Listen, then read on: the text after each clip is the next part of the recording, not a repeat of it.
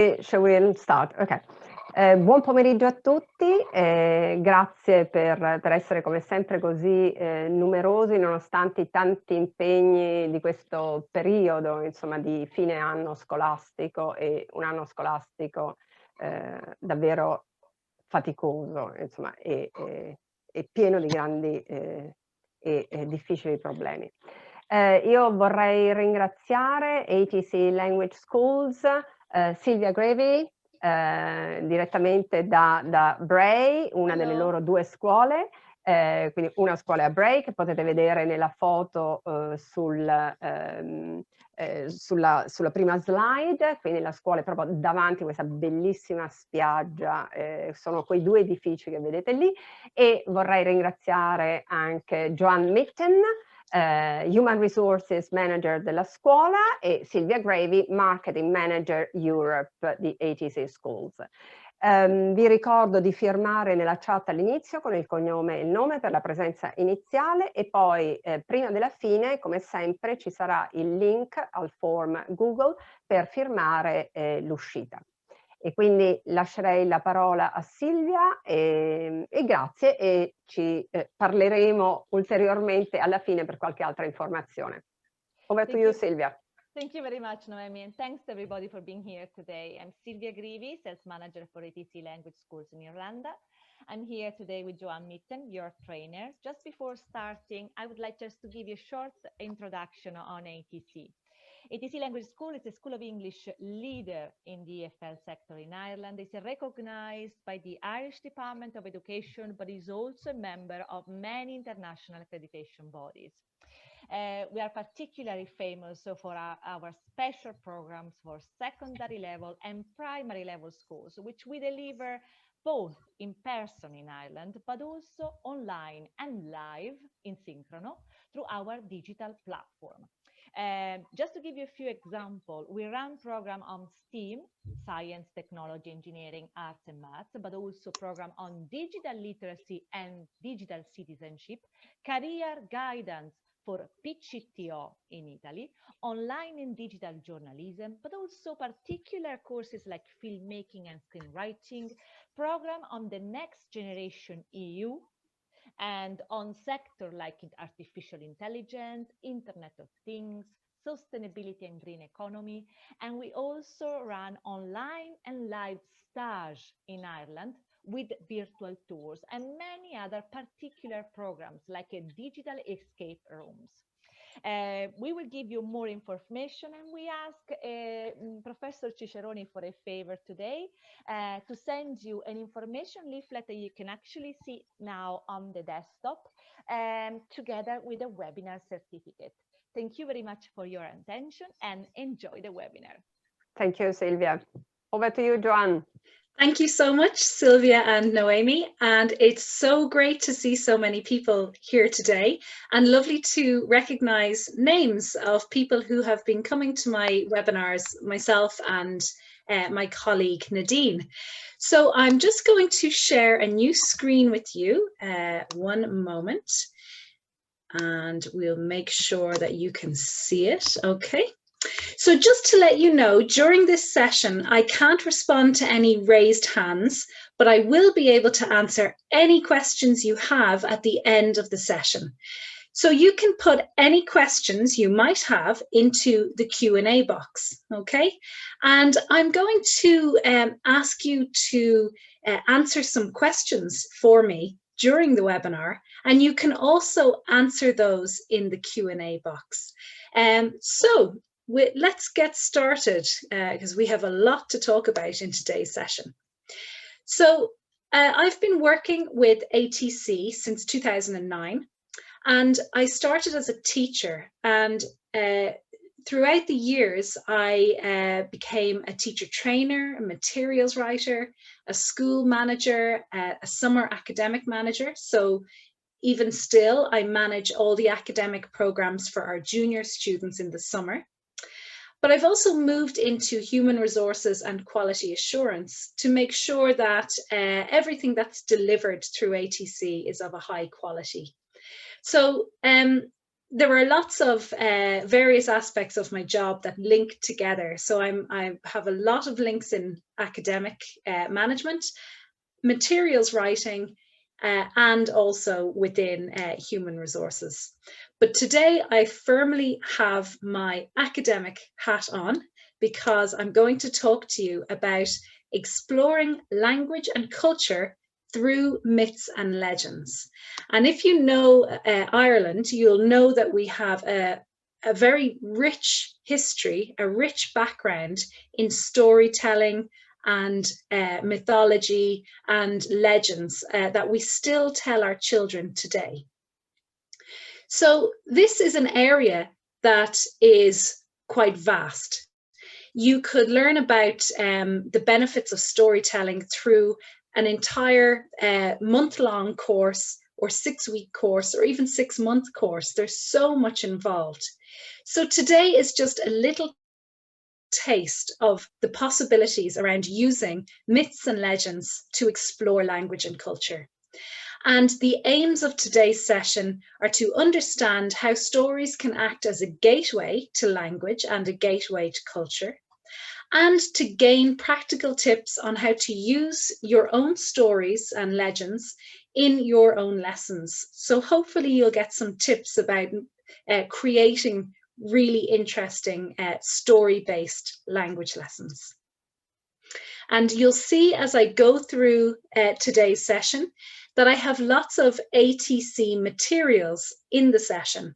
And these are the types of materials that we use with our junior students. So you'll get a good idea of how we approach our junior lessons.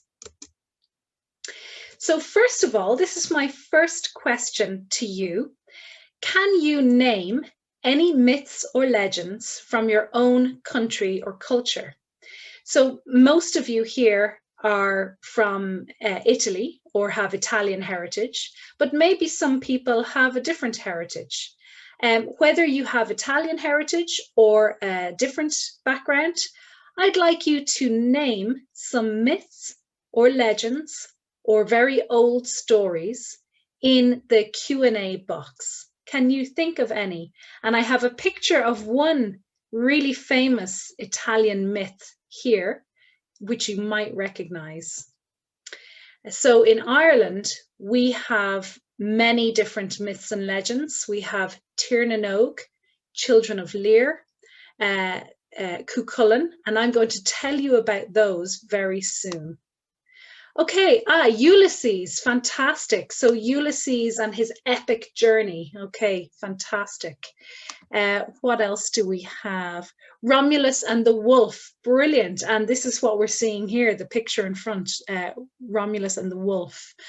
Okay, so, I mean, particularly coming from Italy, you're going to have a huge number of really interesting stories, myths and legends that you can pull from and you can use in your lessons. So Il Fico di Musomeli. Okay, fantastic. I don't know that one, so I'm going to have to research that afterwards. Okay, so we know that we already have these resources. We have many myths and many legends that we can use. So let's have a look. I have a second question for you.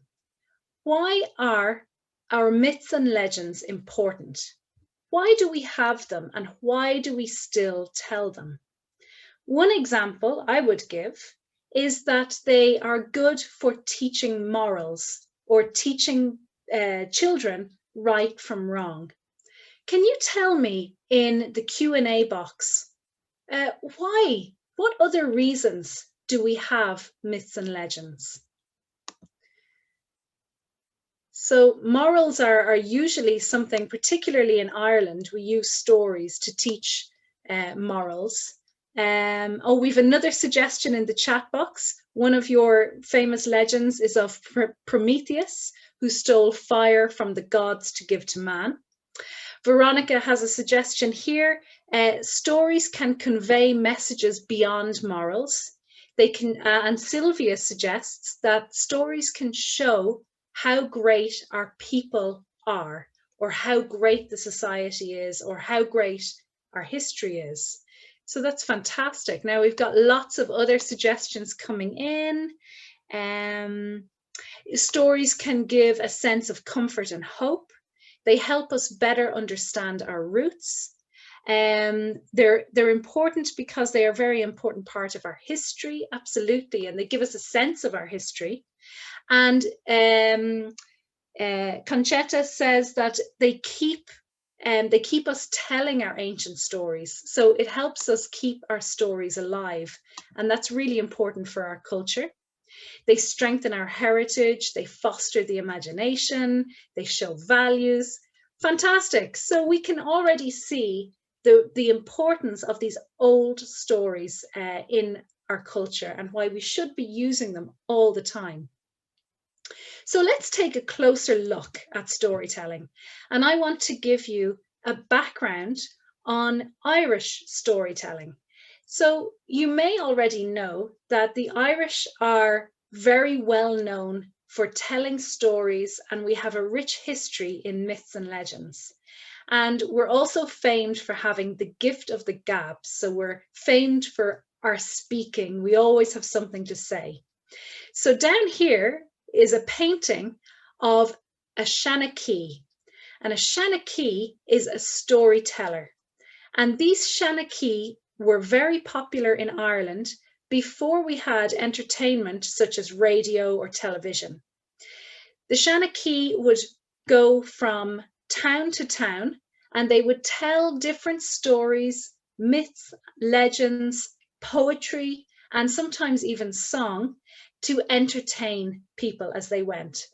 And they're a really important part of Irish culture, and we still have Shanachie today. Originally, it was always men, but now we have female and male Shanachie. And the other picture you can see on the top right is a more recent depiction of a Shanachie. This is from the 1960s in rural Ireland, telling stories to children around a campfire. So our stories are really important, firstly, because they act as a form of entertainment. And they, you know, particularly in the past when we didn't have everything that entertains us now. But on top of that, they give us a sense of our history and our culture, and they keep our history and culture alive. So it's really important that we keep telling these stories to maintain that sense of history and culture. Stories are also really important for passing down traditions, and they may be skills, so things like painting, weaving, poetry. In Ireland, we call poets bards, and people even went to bard school to learn how to be poets. And these sorts of traditions and skills were kept alive by storytelling and by the oral tradition. Often the stories were used to maintain status quo. So I'll go into this a little bit later. I'm going to give some examples of what that means. And as we know, they're often used to teach morals or life lessons to students and to show us how human interaction works, but also to show us human nature, and that sometimes human nature is flawed, that we all make mistakes, that some of us are not as well behaved as others. So it's giving children and young people an insight into human nature and how we interact with each other. But it also gives a sense of society. So over the next 3 slides, I'm going to show you some examples from literature of how stories really affect us in these ways. So the first really important part of stories is this connection with society. And if any of you have read Charles Dickens, you know that his stories were strongly entertaining, and many people in society at the time read and accessed his stories, but they also had a strong social commentary. So, for example, in A Christmas Carol, Dickens is commenting on the dangers of hoarding wealth and inequalities between the rich and poor, and how keeping the wealth to one section of society and ignoring poorer people in society is going to be to the detriment of everybody. So he's really passing comment on the society at the time and on the attitudes to poor people at the time. And when you read many of Dickens' novels, you'll see that there is always a social commentary in the background. And people listened to this and people took it on board. And he actually had an effect regarding social change. Another example of maintaining the status quo is the idea of stories and gender. And often stories were written to particularly tell women, this is how you should behave. You must behave in this way. And often these were directed at young women and young girls to try and maintain the status quo of the patriarchy and the woman who behaves herself. So, for example, in Grimm's fairy tales, written in 18th century Germany, had a very strong theme of women behave yourselves, know what you should do and what you shouldn't do.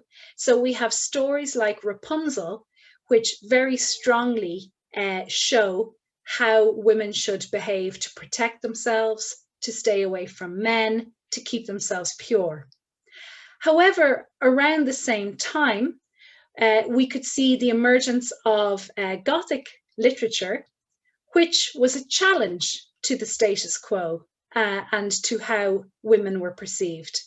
So in Gothic or horror literature, we often saw female figures either before death or after death wreaking havoc on the men around them who made their lives so difficult and so miserable.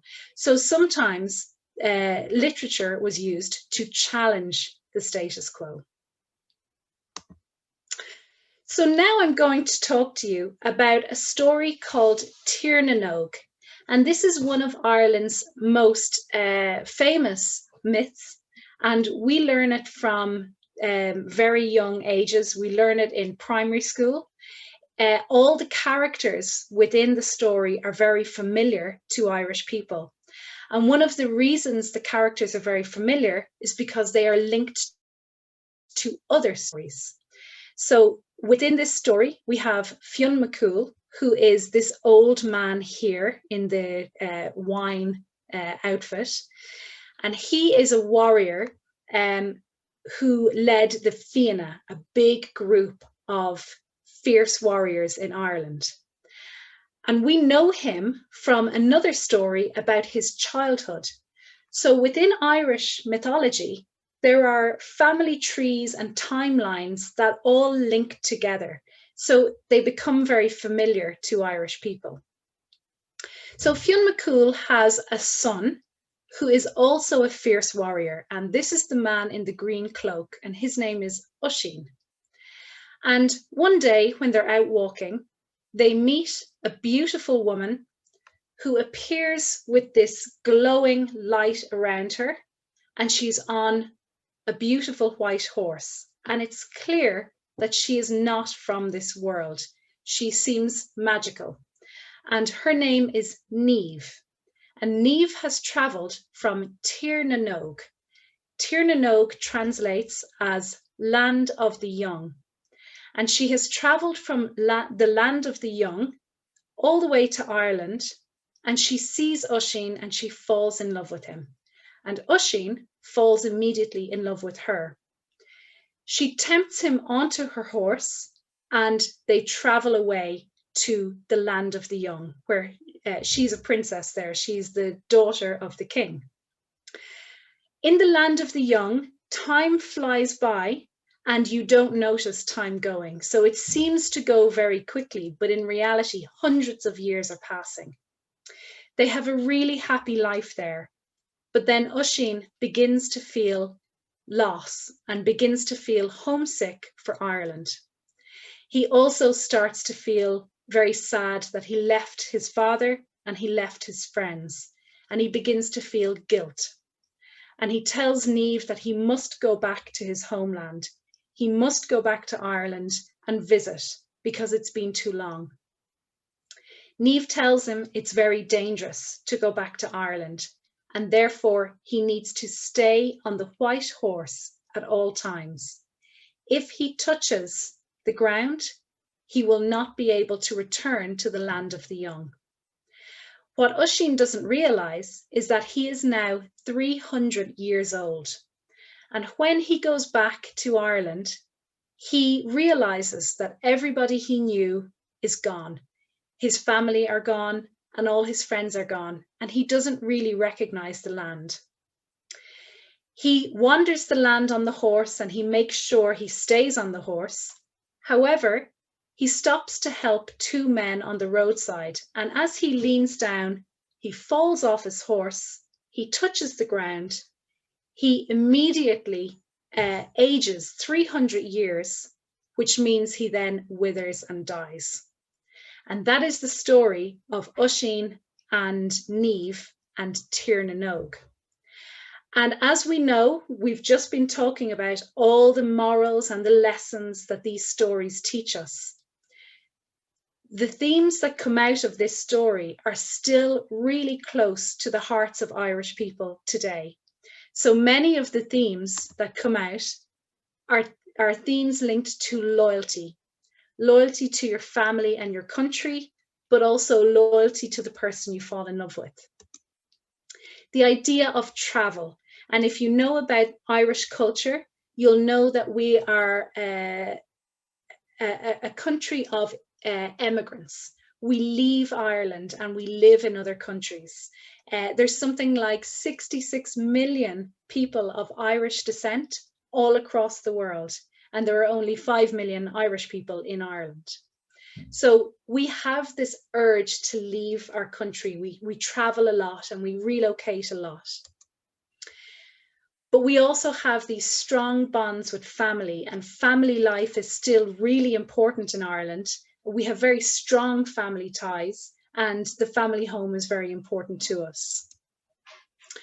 But we also have this idea of when you leave your country, you are struck with loneliness, homesickness. It's a very difficult thing to do, even though that travel is always pulling Irish people. We really want to travel, but we have this conflict of loneliness. The idea of the transience of time, that you need to be careful with your friends, careful with your family, because time goes very quickly. And before you know it, your friends and family could be gone. And then you're filled with regret. And you may question, why wasn't I more loyal? Why didn't I stay closer to them? And then, of course, in Irish culture, there's always this idea of temptation, and be careful of what you're tempted by. Don't be tempted away from your country. Don't be tempted away from your family. You need to keep those things close to you. So we have all these themes in this story that are perfect for exploration by Irish students and for other students who are learning about the culture of Ireland. This story was written about 1,000 years ago, or set 1,000 years ago, and has been told for 1,000 years. And yet the themes in the story are so close to Irish culture today, really, really close. And so why are these stories so compelling and so useful for teaching? I'm going to quote an educational psychiatrist, Brunner, and I want to quote him because I just think that this is the perfect depiction of the importance of storytelling with language. We are storytelling creatures, and as children, we acquire language to tell those stories that we have inside us. As humans, we have this intrinsic need to hear stories and to tell stories. And if you choose the right story, it can be the perfect gateway into language learning. So let's have a little look at the educational psychology behind that idea. So if we look at Piaget and Vygotsky, they're always talking about engaging the students in active learning and getting the students involved in play, in discovery and exploration. And when you have students involved in that sort of discovery, exploration, and delving into something that they're really engaged in, that's where the real learning happens. And I feel that there's no better way to do that, particularly with our primary students and our teenage students, than to offer them a story that's really going to grab them. And the great thing about these myths and legends is a lot of them are unknown to our students. Many of them have not heard them before. So you can use these myths and legends either from a different country or from your own country, and you'll find that students will get a lot from them. They will learn a lot from them, and particularly if they haven't heard them before, they'll be really engaged in them. So let's think back to our childhood, and if you have children or nieces and nephews, think about how they acquire their first language. A huge amount of acquiring your first language is based around storytelling. So there's constant communication and interaction in general with young children. We're always engaging in talk with them, and that involves the reading of bedtime stories. And while we're reading bedtime stories, we're identifying objects, we're getting them to copy, to repeat, to point at the object, to say what it's called. They're linking pictures to words.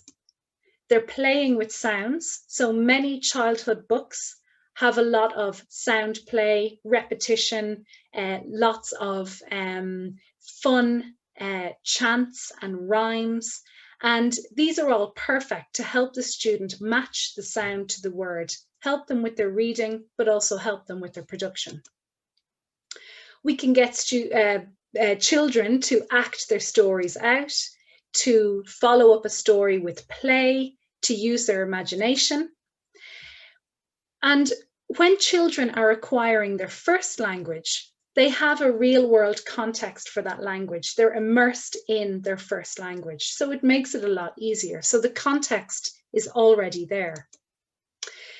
There's a lot of repetition and recycling for children learning their first language. So whether that is normal day-to-day play, meal times, recognizing people, or storytelling, there tends to be repetition over and over. And as we know, children love routine and love that repetition. They'll ask for the same story for months and months. They might ask for the same movie for months and months. And of course, throughout all of this, there's lots of positive reinforcement from parents or guardians or whoever is minding the children. We're always positively reinforcing them every time they get a word right, every time they say a new word. We give them a big smile and congratulate them. So what better way to help students learn their second language than to take this type of approach? So this works not only in our young learner classroom and our teen classroom, but also in our adult classroom. We need to think about how students acquire their first language and apply it to when they're learning their second language. So students should have a really strong context. What better way to give context than to give a really good story for students to dive into? Identifying and labeling is something we all use all the time. Stories give the perfect context and the perfect characters, objects, settings for identifying and labeling. They can link pictures to words. They can read the story or they can listen to the story, and that can be repeated. They get the opportunity to play with sounds, so pronunciation is really important for students. repetition and recycling, so helping them recycle words that they have learned throughout the week and throughout the year. Positive reinforcement in our classrooms is really important for students to feel encouraged, so that they're not afraid of mistakes, so that they're happy to try again. And making cultural links with language in young learner classrooms and in adult classrooms again helps with the context, but particularly if you're in a secondary school and it's part of the curriculum, it's really important that students can make those cultural links. Also act stories out, and stories give this great opportunity for communication and interaction.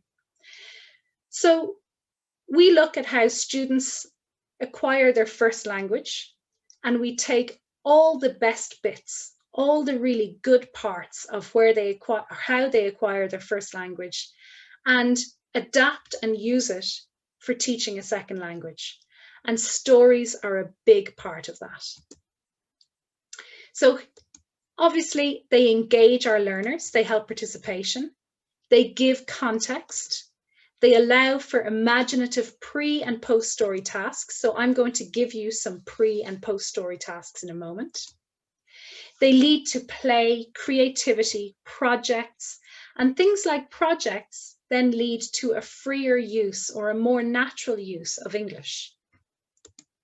And they also bridge the gap between oral and written communication. So they're reading or listening to stories, then they get to speak about the story, and then maybe they write a little about the story. But really importantly, it's this idea of educating the whole child. So you're helping the children or teenagers think about emotions, or think about the effect on other people, how behavior affects other people, and the motivation of people's actions. So they're a very good gateway into that sort of emotional learning and also educating every aspect of the child or the teenager, not just their English language. And here I've included a little background story to Fion Mccool. So Fion Mccool was the man, the old man, the father of Oisin that you saw in Tír na nÓg. 50 years before Oisin went to Tír na nÓg, his father, Fion Mccool, was a young boy, and he was asked to cook the Salmon of Knowledge for his master. His master had caught the Salmon of Knowledge, and he had he couldn't cook it himself. He wanted Fion to cook it for him, but Fion must not taste it. The Salmon of Knowledge contained all the knowledge in the world. So a little bit like our internet today, except we just watch cats. The Salmon of Knowledge contained everything you need to know about the world around you. So Fion's master was very keen to eat the Salmon of Knowledge and gain all this information. As the salmon was cooking, a blister formed on the back of the salmon. Fion popped it with his thumb and put his thumb in his mouth. And in that instance, when he put his thumb in his mouth, he gained all the knowledge of the world because he was the first person to taste the Salmon of Knowledge. His master lost his opportunity, and Fion became the most powerful man in Ireland. And he gathered his warriors around him. He created the Fianna, and this is all because of a chance accident that he happened to taste the Salmon of Knowledge. So this is an example of a story, another Irish myth, but it shows you how everybody is linked together. In all the Irish myths, you can create a family tree and a timeline, and you can see how they are interlinked and connected. And many parts of Ireland are strongly linked with these particular stories. So you can see that there's a huge possibility there to not only create one-off lessons, but to create a whole series of lessons plus some project work mixed into that to extend onto the stories. So let's look a little bit more closely at how we can actually create a story-based lesson. So first of all, we have pre-story tasks. So I can't just give my Italian students a story and hope that they understand it. I need to build up some tasks to help them access that story. Then I need to decide, how will I deliver the story? Do I want them to just read the story, or do I want them to do a jigsaw reading, or an information gap reading, or a treasure hunt reading?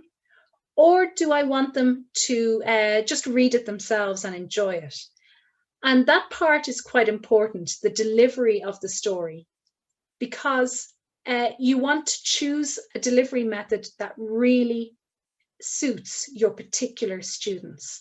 So make sure you're choosing a delivery of the story that will suit the students in front of you.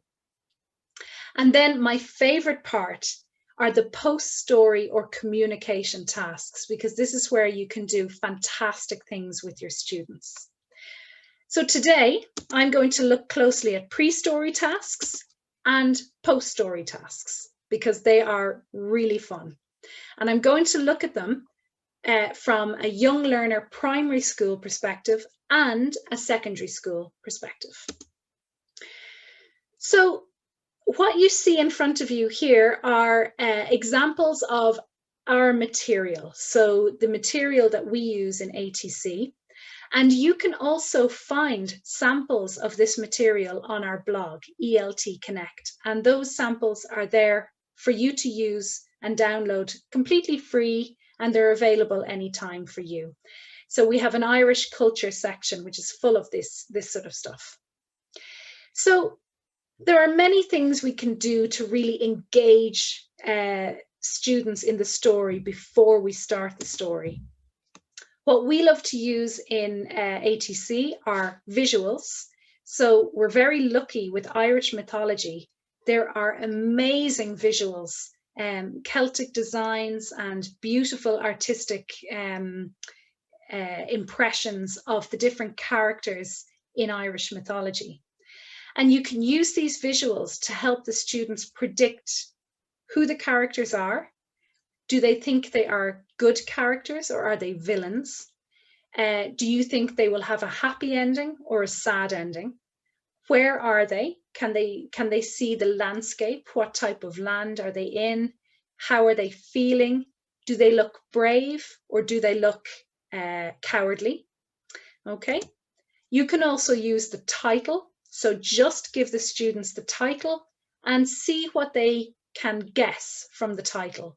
So if I tell my students, we're learning about the land of eternal youth, and here are the two main characters, I want you to guess what might the story be? What do you think happens to these people?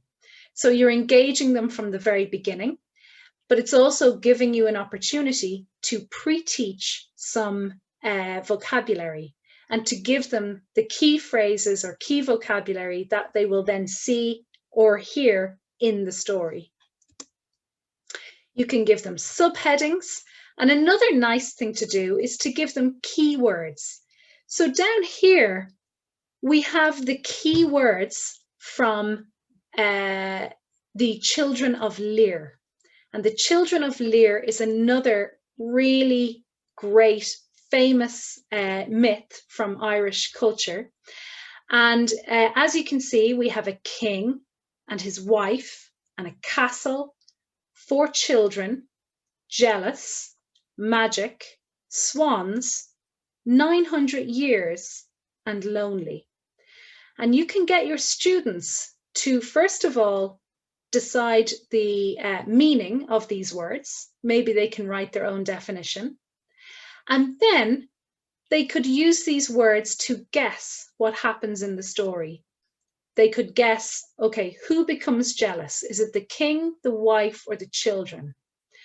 What have the swans got to do with it? What happens with the swans? what happens for 900 years. And you're getting them to use their imagination before they even hear the story or read the story.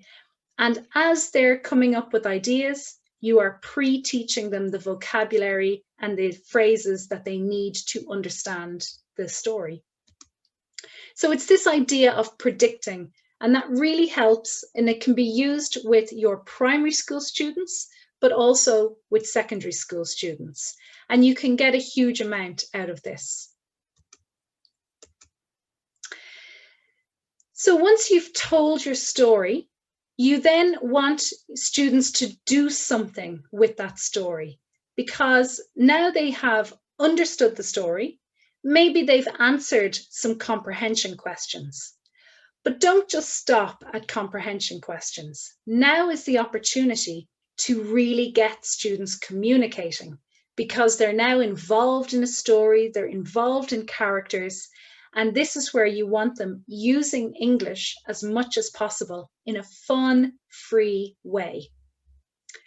Not fun-free, a fun, free way. So you want them to keep having fun. So the first thing you can do is give your students the text again and ask them to find their favorite line. So start easy, find your favorite sentence in the story. And then you can tell them, okay, now repeat the sentence to your friend in different emotions. And this is really good because students can then express themselves behind a character, and it's great for their pronunciation. They can pretend to be excited, angry, sad, frightened, and the more they're acting, the less afraid they are to use that English. So you get them to repeat their favorite line and act it out and say it in different ways, and they can have loads of fun with that. So now you're kind of freeing them up a little bit. The next thing you can do is get your students to draw the objects and characters from the story and to put them onto individual pieces of paper. So here's Oisín, and here's Niamh, and here's the horse, and here's the land of Tír na nÓg, and here is the boulder that the two men were trying to move. And when they have all these characters and objects on their separate pieces of paper, they then arrange the drawings in the order of the story, and then they can retell the story to their group or to their teacher. So now they're using English in a much freer way, and they're using their own version, their own words in English to tell the story. And they have some support because they have their pictures, and maybe they could put the name of the person or the name of the object at the top of the picture, and they're telling the story as they go. If they're really confident with that and they feel comfortable and happy doing that, then you could get them to change the story and tell them, okay, now you're going to change what happens in the story. And they get to use their imagination, they get to work with their partner, and then they get to tell the story in front of the class. You could get them to decide what happens next. So Oisín fell off his horse, he withered and turned into a 300-year-old man. Then the story ends, but the students can decide what happens next. And maybe they could create a short sequel and act it out for the class. So this is where you're moving into project work. And if you've more time, you could stretch it over a week or even over a term, where they are then creating their own story and they get to act it out and perform it in English. And this is something a little bit different. If you want students to create their own stories, you can get them to draw a magic object. They tell their friend what the magic object is, they tell their friend what it does, and they start to build a story around this object.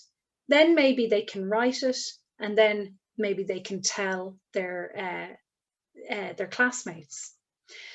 So for communication, you can really extend the aspects of that story. And if you're looking as this really helps with language. But if you're really looking into culture, you can really do this with your secondary school students. So the communication part of your storytelling lesson or week, or however long you want to do it, you can really build culture into this aspect. So the first thing you can do with your secondary school, so your teenage, high school or middle school students, is after they've understood the story and they've done their comprehension questions and they get it, they understand what happens. Now you want them to go through their phone, their own music, and they should choose a song from their own music that matches the themes of the story. And then you get them really thinking about what is a theme: loneliness, loyalty, family, regret. And then they have to really make those links. And those intertextual links are a skill that sometimes students are losing.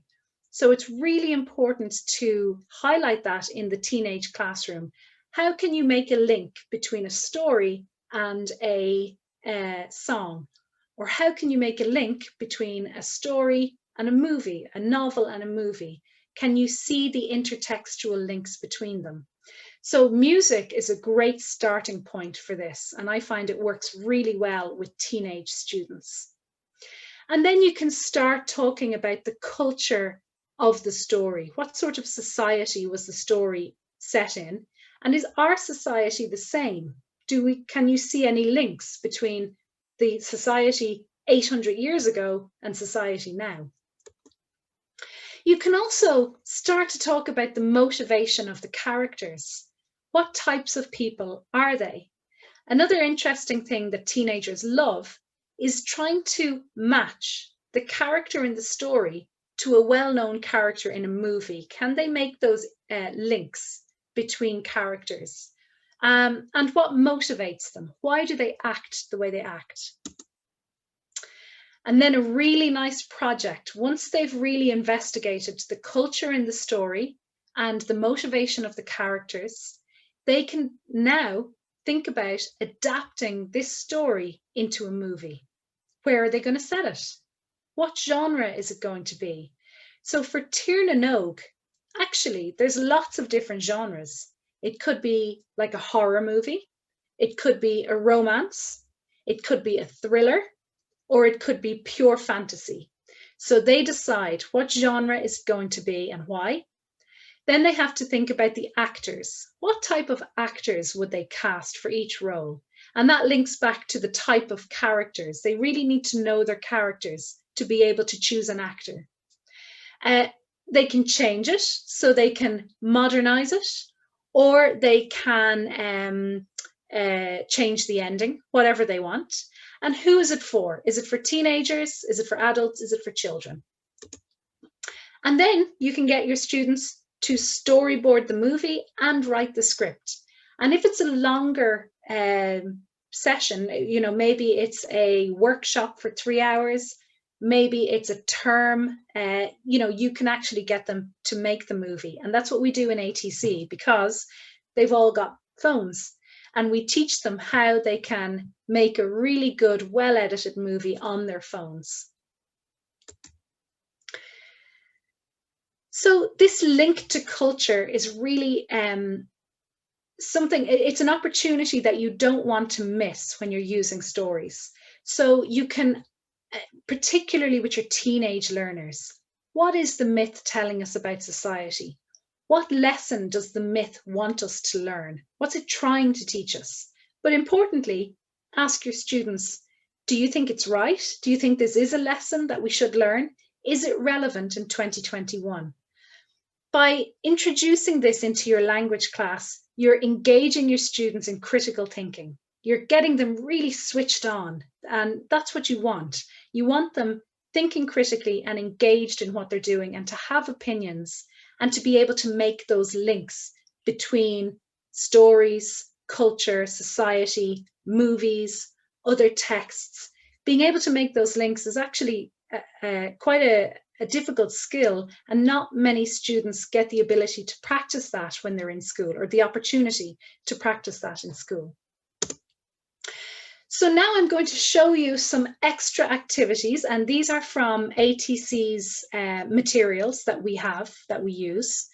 So if you want to really extend the students' discussion or investigation of character, society, and emotions, you could get the students to write a letter from one character to the other character. And they can really use their imagination here, but they can also use perhaps some evidence from the story to back up what they say in their letter. You could get them to modernize the story. So, for example, some of our students have taken these ideas, these myths and legends, and turned them into a modern news report or turned them into a modern action film. You can get them to write a dialogue, an additional dialogue that explains something that we didn't learn in the story. You can get them to hold a trial. So, in The Children of Lear, the wife of the king turns his 4 children into swans for 900 years. Why not hold a trial of that queen, the wife of the king? Why did she do that? What was her motivation? Or they could film a news report, or they could interview passers-by on what's happening. They can really have fun with this type of activity. Cross-subject links are also really important for students, particularly now. We know that in schools, many head teachers and subject leaders want to make those cross-curricular links. We're very lucky with Irish mythology and Irish legends. There is a huge amount of music, sport, inventions, art. There are lots of different subjects within the stories that can then be developed if you're using these stories in the classroom. So an example of sport is hurling. And here we see Cuchulainn. And Cuchulainn is holding a hurl.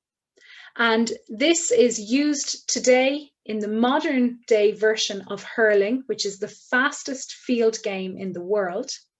And this is 800 years ago, where Cuchulainn defeats this hound by hitting a slither into the hound's mouth.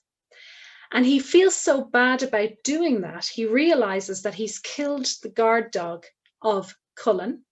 So he says to Cullen, I will be your guard dog now. So his name becomes Cuchulainn. He was Setanta, he becomes Cuchulainn, so he is the Hound of Cullen.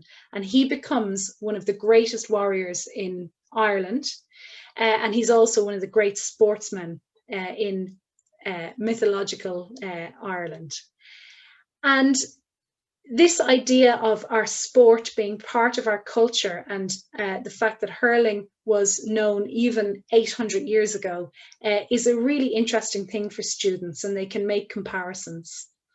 But if you really delve into project work, you can make those cross-curricular links using your stories, and particularly with literature and art. If you're teaching any type of English literature or Italian literature, and you can link references in that literature to stories and mythology and legends, that gives another layer to students, and it also helps them make those intertextual links. So I realize I have been speaking for quite a long time. I know I'm quite enthusiastic about this topic, so I know I've been talking a lot, but I just want to finish today's webinar, which really was just an introduction into all the things you can do with myths and legends in your lessons. Not only do they give you an opportunity for students to practice language, but they also help them understand what it is to be human, to make connections. It helps them keep in touch with their heritage and their history. It can teach them new skills, it can teach them about society, and it can teach them about the natural world.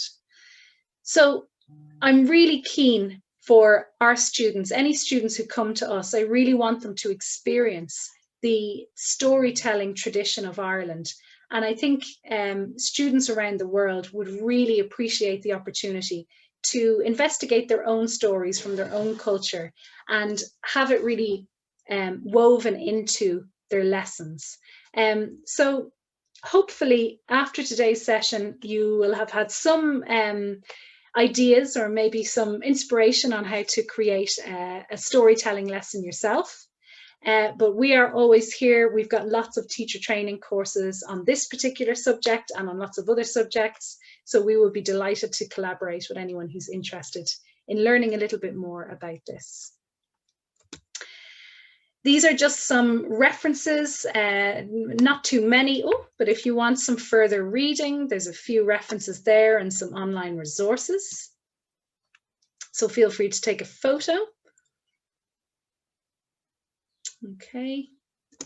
And finally, if you want to find out more about our Irish lessons, or you want to watch any of our webinars, our previous webinars, you can go to eltconnect.com, and all our materials are there completely free, and all our webinars are there too, so you can watch back any sort of webinars that you like.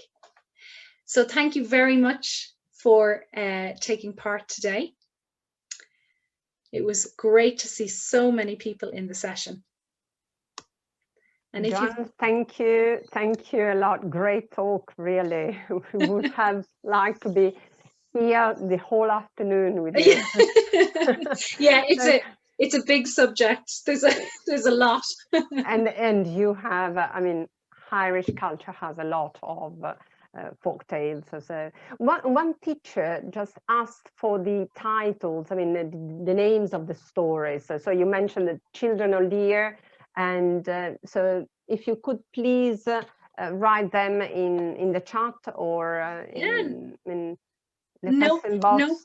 No problem at all. I'll write them in here. So the person is Vicky. Okay, I can just see Vicky. So if Vicky could please sign with the surname and name, that would be great. Okay. So example, the one about the dog, she asked. Oh, the one about the dog, yeah. Okay. Cuchulainn. So I'm going to put that in. So we have Children of Lear, Cuchulainn, Tir na Nog. Okay. What else do we have? Do you know what I can do, actually? I can send a reading list to you, Noemi. That would be great. Yeah, that would be great. So I can email it. Okay. Yeah. Along with the certificate. Okay. Right. Perfect. Okay. Thanks a lot. I'll just switch on to Italian to make something more clear. Okay. Let's say easier as well. Quindi ecco, Joanna vi ha detto che è soltanto un esempio dei loro workshop e delle attività che possono fare ovviamente con gli insegnanti. Li abbiamo avuti i nostri ospiti diverse volte quest'anno e speriamo di poter continuare la collaborazione anche il prossimo anno. Però i workshop, Joanna, if you could please put the slide that you used at the beginning, so the leaflet. Oh, yeah. Okay, thanks a lot. And just as a slide, so we can keep seeing you. This one, Okay, yes, that's perfect. Okay. Yeah. Ecco, quindi come potete vedere nel leaflet, if you could, okay, pass to the second slide, please. Sure, yeah. Ok, ecco, qui potete vedere alcune delle loro attività. Diverse scuole qui a Bergamo quest'anno, approfittando un po' della diversificazione didattica, quindi hanno organizzato questi workshop insieme alla ATC e ai loro insegnanti, Joanne, Nadine, quindi diversi di loro. E devo dire che sono estremamente interessanti, vengono organizzati su Zoom e loro hanno le breakout rooms, quindi poi l'insegnante si muove nei diversi gruppi di 3 o 4 studenti, quindi c'è molta interazione sia tra gli studenti che tra gli insegnanti. So I'm trying to explain so how the workshops, you run the workshops with the students in the breakout rooms. E quindi ci sono veramente tantissimi temi che si possono trattare, poi loro sono veramente molto disponibili. Ecco, appunto Joanna, lei stessa scrive e che beve dal bicchiere della Guinness, è bellissimo. Very Irish. But it's water.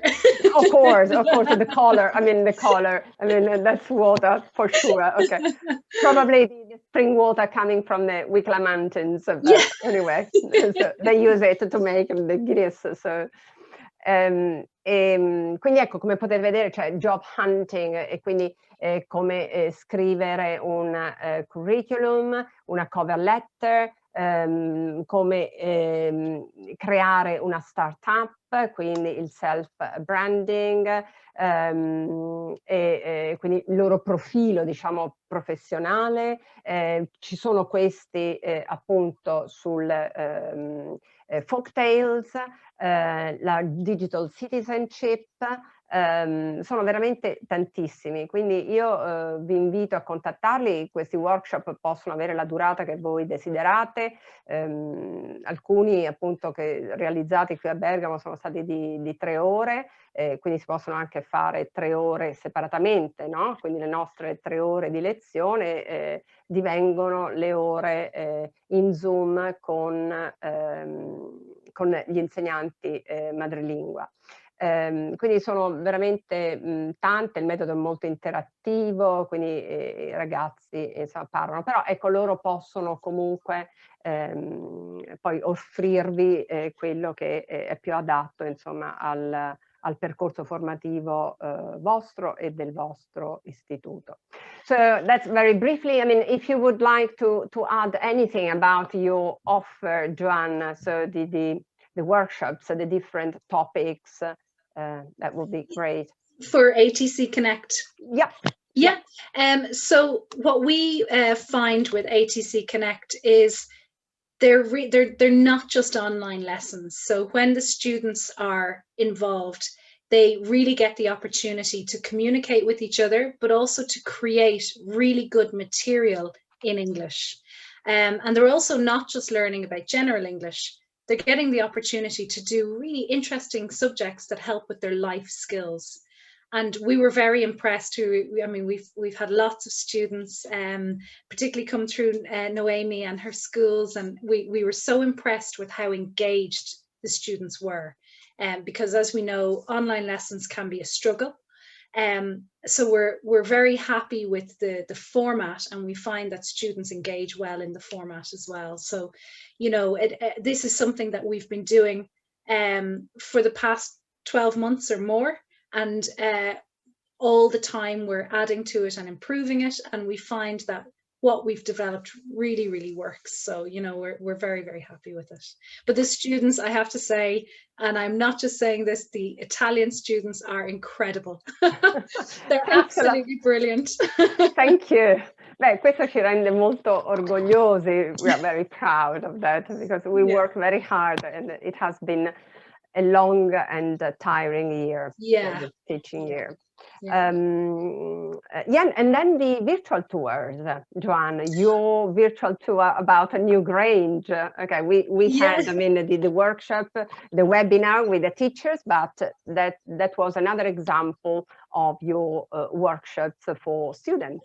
Yeah. So our virtual tours were a new experiment for us. So what we do is we give a short lesson about the history of the area or the topic related to the tour, and then we virtually go and look at the area. So New Grange is a Neolithic site, and we brought the students into the sites virtually so they can see exactly what it looks like, and they learn the history. And we're really excited this summer because we have a new course which is for teenagers, but also a separate course for adults, which it's called Experience Ireland with ATC.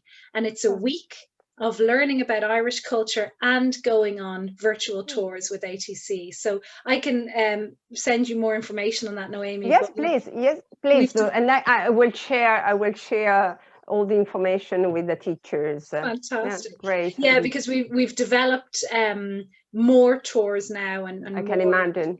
And lots of Irish literature involved there as well. Oh, really? Yeah. I really enjoyed them, both of them.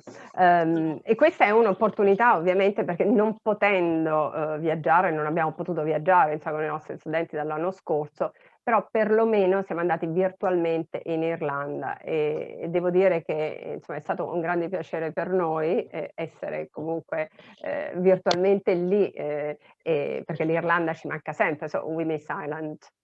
Okay. So, e quindi ecco, perlomeno possiamo realizzare, diciamo, questa attività virtualmente, quindi è stata una bella idea quella dell'ATC e degli insegnanti dell'ATC. Però ecco, io non dimenticherei neanche l'internship, quindi il PCTO, e quindi le tante possibilità di PCTO di una settimana, sono 15 ore e vengono certificate le 20 ore e anche queste fatte virtualmente, quindi a distanza, e sono, voglio dire, con l'impossibilità di poter portare i nostri ragazzi in azienda o fargli fare delle esperienze all'estero, insomma il poter comunque realizzare un PCTO tutto in lingua. Insomma, io l'ho trovata un'opportunità davvero preziosa. So thanks a lot, Joanne, for all your creativity, and I mean, you usually have great ideas, I must say. Thank you. Yeah, and I mean, we are very happy with all your workshops and I mean, the internship programs as well. Oh, Okay, thank you. Well, it's a pleasure. It's a pleasure. Thank you, Noemi. Thank you to everyone for coming along. And thank you to you, Joanne, I mean, for your time and your work. Fantastic. Well. Thank you. Quindi con piacere, insomma, vi manderò con il certificato il leaflet, così avrete tutte le indicazioni e alcune informazioni, però ovviamente potete visitare il sito dell'ATC e ELT Connect as well. Your blog, yeah, a successful blog. Yeah, absolutely. Plenty of material and ideas, free, just free. Yeah, 24/7 there. Absolutely, yeah. Okay. E quindi grazie a tutti per la vostra partecipazione, vedo che siete ancora in molti collegati. Se avete delle domande scrivete nella chat per Joanna sarà con piacere risponderà a qualsiasi domanda, quindi approfittate, insomma, aprite il microfono e chiedete pure. Can they open their microphones? Oh yes, they can, yeah. Okay, let me see. Oh no, maybe not. Maybe not. No, they can't. So they have to write their questions in the chat. Oh yeah, any questions? Okay, yeah, they can put them in. They can put them in the chat or the Q&A. Okay, and actually, somebody did ask if I could share the links, so I'm going to put this again so that they can see. But I'm going to send you a longer reading list. Oh, thanks a lot. Thanks a lot. Problem. Okay, perfect, fantastic. No problem. So time to go, I think. Perfect. Okay. So afternoon tea, let's say. Yeah. Okay. Thank you so much, Noemi. And I've saved the chat, so I will send it to you. Thanks again, Joanne. Hope to see you soon. Hope to see you soon. And Take care. Everybody. Bye bye. Take care. Bye, Joanne. Arrivederci a tutti. Buon pomeriggio. Arrivederci.